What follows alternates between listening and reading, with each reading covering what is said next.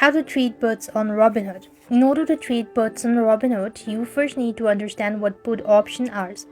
A put option gives you the right but not the obligation to sell the underlying stocks at a specific price.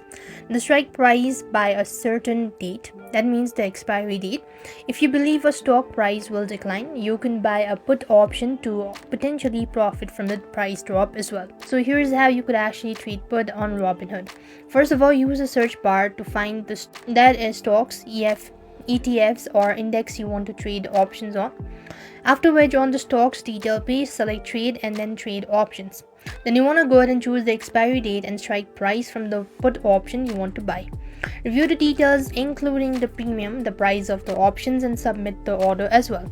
After which, you simply have to swipe to trade to complete transactions, and that is how you could trade put on Robinhood. I hope the video was helpful. Make sure to like, share and subscribe. Thank you for watching. See you in the next video.